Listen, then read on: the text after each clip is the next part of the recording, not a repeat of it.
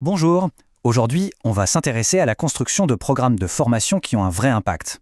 L'idée, ce n'est pas seulement de transmettre un savoir, mais bien de développer une compétence absolument essentielle, la capacité à analyser sa propre pratique pour l'améliorer. Et franchement, c'est ça qui fait toute la différence sur le terrain. Alors la grande question, c'est comment on s'y prend?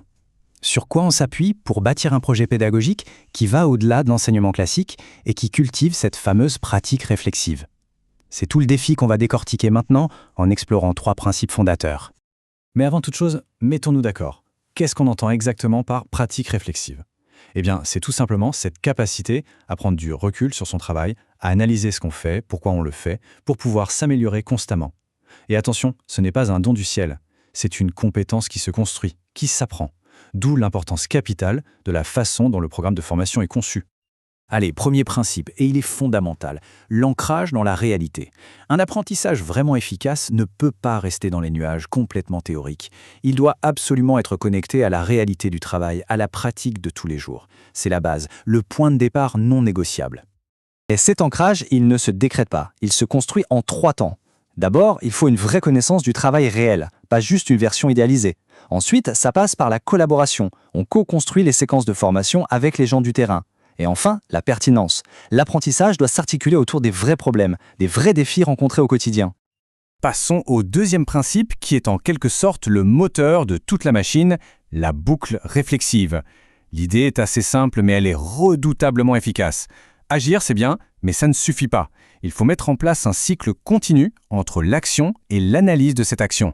C'est dans cet aller-retour permanent que la compétence va vraiment se développer. Et ce cycle, il a 2 faces, comme une pièce de monnaie. D'un côté, il y a la pratique, l'immersion, le stage, la phase où l'on fait.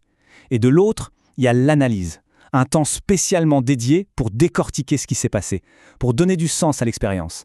L'un ne va pas sans l'autre. L'action nourrit la réflexion, et en retour, la réflexion vient éclairer l'action suivante. L'enchaînement est donc très intentionnel. On a les cours, puis le stage, puis l'analyse. Et il ne faut pas voir ça comme une simple ligne droite, c'est bien plus une spirale. À chaque nouveau cycle, la compréhension devient plus profonde, la compétence plus solide. On construit l'apprentissage couche par couche, de plus en plus finement. Très bien, on a l'ancrage dans le réel, on a notre boucle réflexive, mais pour que tout ça fonctionne, il manque un troisième élément essentiel, le cadre de soutien. Parce que la réflexion, ça n'apparaît pas par magie. Ça a besoin d'une structure, d'un environnement porteur. C'est l'écosystème qui va permettre aux 2 premiers principes de vraiment prendre vie. Ce cadre, il repose sur des piliers très solides. D'abord, chaque stage doit avoir un projet de formation bien défini. Ensuite, et c'est un point clé, la compétence réflexive en elle-même est reconnue et évaluée. Ce n'est pas juste un bonus. Et enfin, absolument tout le monde est formé à cette analyse de pratique, que ce soit les apprenants ou les professionnels qui les encadrent. Et cette phrase, elle dit tout. Analyser sa pratique, c'est un savoir-faire. Ça s'apprend. Il est donc crucial que les professionnels qui accompagnent les stages maîtrisent aussi cet art de la réflexion pour pouvoir guider efficacement. L'analyse de pratique devient alors une sorte de langage commun partagé par tous les acteurs du projet. Alors, si on assemble toutes les pièces du puzzle, on a l'ancrage dans le réel, la boucle pratique-analyse et le cadre de soutien.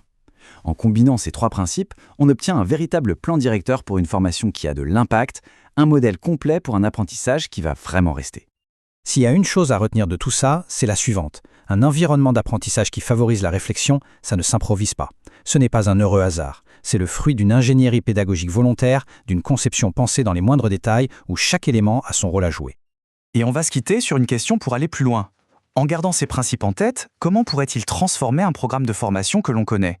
Quelle petite ou grande modification pourrait décupler son impact en y intégrant cette dimension réflexive?